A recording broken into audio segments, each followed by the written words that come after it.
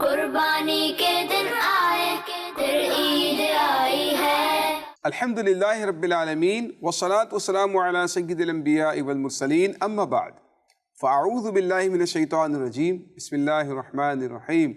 الصلاة والسلام علیک یا رسول اللہ، الصلاة والسلام علیک یا رسول اللہ، وعلی آلک واصحابک یا حبیب اللہ، وعلی آلک واصحابک یا حبیب اللہ، الصلاة والسلام علیک یا نبی اللہ، الصلاة والسلام علیک یا نبی اللہ، وعلی آلک واصحابک یا نور اللہ۔ وعلی آلک واصحابک یا نور اللہ۔ پیارے پیارے بچوں اور مدنی چینل کے ناظرین، قرآن کریم میں مذکور جانوروں کے واقعات ہم سن رہے ہیں۔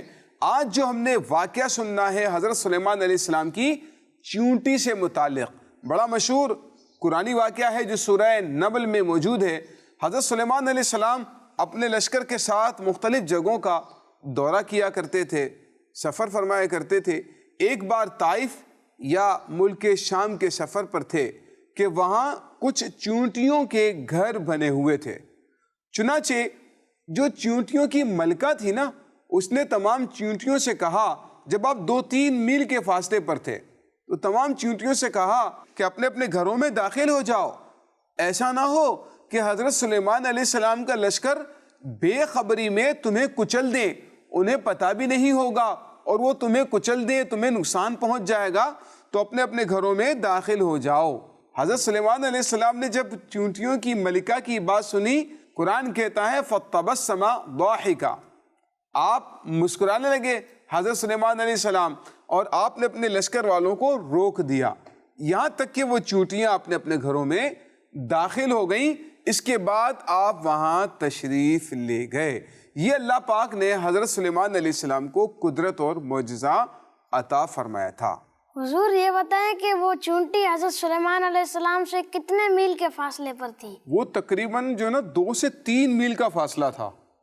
کتنا زیادہ فاصلہ ہے نا، اتنے فاصلے سے آپ نے اس چیونٹی کی آواز کو سن لیا تھا۔ حضور چونٹی کی تو بہت ہلکی آواز ہوتی ہوگی، تو حضرت سلیمان علیہ السلام نے اتنا دور سے کیسے سن لیا؟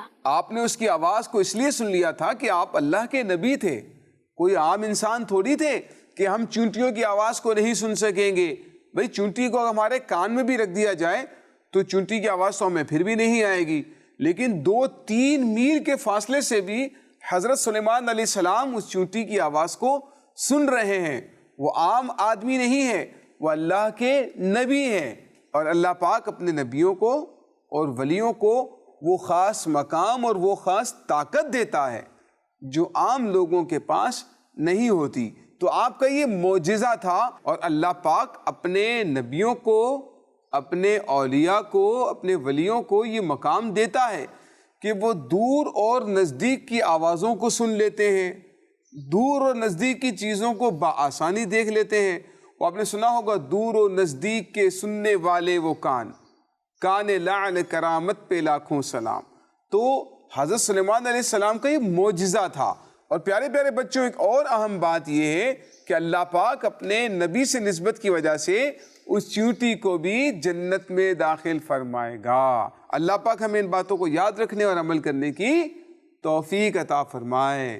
صلو علی الحبیب صلی اللہ تعالی علی محمد صلی اللہ علیہ وسلم۔ قربانی کے دن آئے پھر عید